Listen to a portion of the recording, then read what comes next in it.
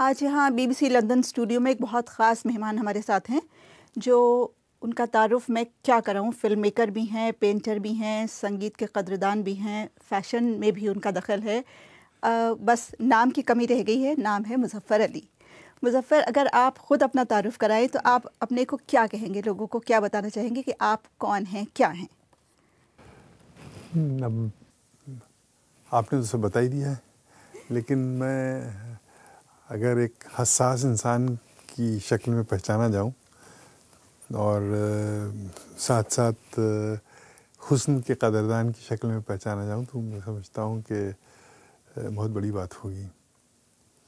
क्योंकि क्या आदमी पेश कर पाता है ये अलग बात है, लेकिन क्या महसूस कर पाता है ये मैं समझता हूं एक बड़ी चीज़ है। आपने बहुत अलग-अलग चीज़ों में बहुत ही डाइवर्सिफ़ाई किया अपने हुनर को और अपने टैलेंट को, लेकिन शुरुआत अगर हम कहें तो क्या फ़िल्म मेकिंग से हुई? नहीं, शुरुआत तो मुझे लगता है पेंटिंग, स्केचिंग जी। इन चीज़ों से हुई, क्योंकि मैं बचपने से पेंटिंग करता था, स्केच करता था।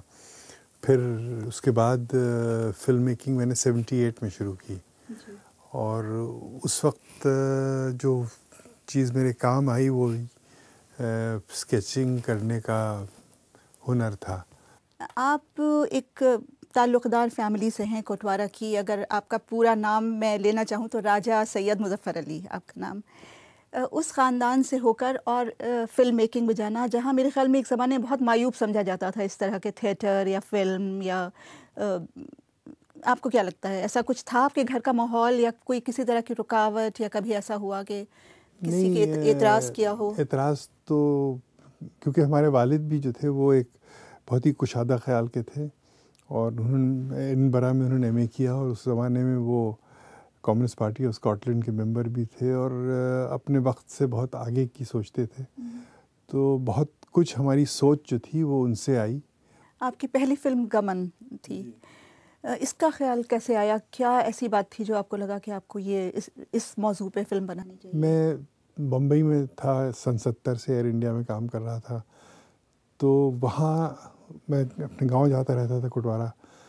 तो मुझे जो तज़ाद लगा शहर और गाँव के बीच में, और फिर शहर में मुझे जो लोगों को ख़ास तौर से जो यूपी अवध के लोग आए हुए हैं उनके ऊपर क्या गुज़र रही थी और किस तरीक़े से वो बहुत कुछ खो रहे थे मुंबई में रह के। तो मुझे एक उसमें से एक अजीब सी एक कहानी उभरती नज़र आई। आपका नाम जब भी आता है तो उमराव जान फ़ौरन ज़हन में आती है। तो ये इतने बड़े पैमाने की फ़िल्म और उमराव जान क्यों बनाई, ये तो मैं जानना चाहूँगी, लेकिन रेखा को उमराव जान बनाने का ख़्याल कैसे आया? एक साउथ इंडियन लड़की, तमिल स्पीकिंग, उसको आपने उमराव जान का रोल दिया। ये कैसे, जो कि बहुत एक कामयाब आपका ये प्रयोग हुआ और बहुत लोगों ने पसंद किया, लेकिन आपने कैसे सोचा? नहीं, मुझे रेखा में कुछ वो तासुरात और तेवर और अंदाज़ लगे जो उमराव जान में होना चाहिए थे।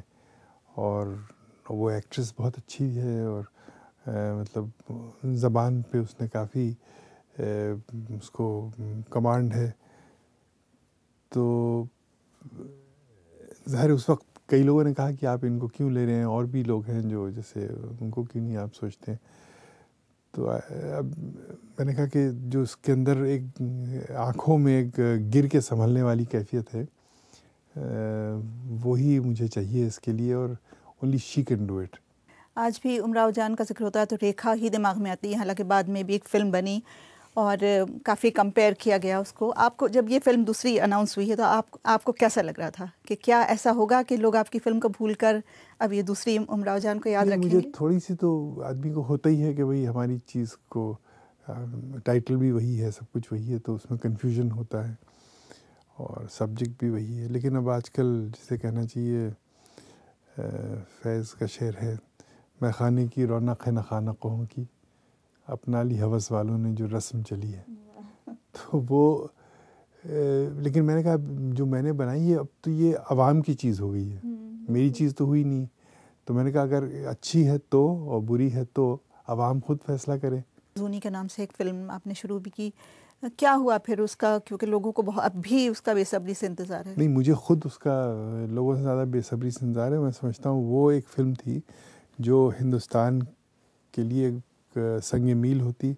वो पहली फ़िल्म हिंदुस्तान की थी जो डबल नेगेटिव इंग्लिश और हिंदी में बनती और एक हिंदुस्तान का नाम ऊंचा करती, और साथ साथ कश्मीर की जो पहचान है, जो कश्मीर की कश्मीरियत है, जो कश्मीर की एक आइडेंटिटी है, वो दुनिया के सामने आती।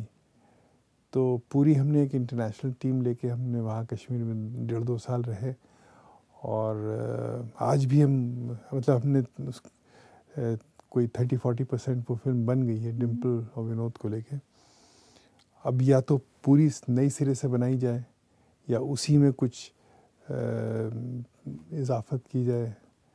अब इस पे मैं इसको लेके मैं अभी भी फ़िक्रमंद हूँ। ये मेरे लिए एक अधूरा ख्वाब है जिसे मुझे पूरा करना है।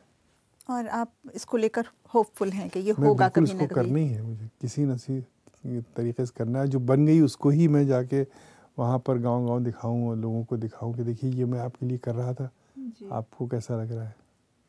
क्योंकि वहाँ के जो हालात हैं वो हब्बा खातून के हस्बे हाल हैं, बल्कि वहाँ हब्बा खातून के हालात वहाँ के हस्बे हाल हैं। वो ये कि हज़ारों औरतें हैं जो अपने शौहरों का इंतज़ार कर रही हैं, अपने बच्चों का इंतज़ार कर रही हैं। उनको नहीं मालूम कि ये लौट के आएंगे नहीं आएंगे।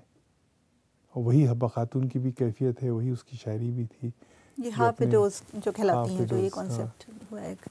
तो अभी एक फ़िक्र है मुझे, ज़ाहिर है मजबूरी है।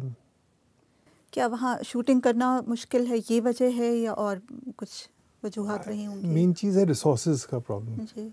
क्योंकि अब इसको नए सिरे से कैसे किया जाए ये देखना है। You need lot of money for that. आपके बेटे शाद अली कामयाब फिल्म प्रोड्यूसर हैं, साथिया उनकी इतनी मकबूल फिल्म रही है, वो कुछ इसमें दिलचस्पी ले रहे हैं इस प्रोजेक्ट में? हाँ, कुछ तो ले रहे हैं, देखिए अभी क्या शक्ल निकल के आती है। अच्छा, संगीत की तरफ इतना रुझान, जहान खुसरो इतने बड़े पैमाने पर हर साल मुनक़िद होता है, तो ये कैसे मुमकिन हुआ? संगीत में और शायरी में हज़रत अमीर खुसरो का बहुत बड़ा एक की पहचान है। तो उनको लेके मैंने एक फ़ेस्टिवल शुरू किया जिसमें पूरे सब कॉन्टिनेंट से लोग आते हैं और पूरे दुनिया से लोग आते हैं, और we try to reinvent the whole concept of Sufi music. And कुछ म्यूज़िक रिलीज़ भी हुआ है, सीडीज़? हाँ, मैं करता रहता हूँ उसको। कुछ कंपोज भी खुद करता हूँ। कुछ तालीम आपकी बिल्कुल ही अंग्रेज़ी माहौल में हुई, अंग्रेज़ी स्कूल में, ला मार्टिनियर में? ला मार्टिनियर के बाद अलीगढ़ चला गया था मैं। अलीगढ़ से मैंने बहुत कुछ हासिल किया।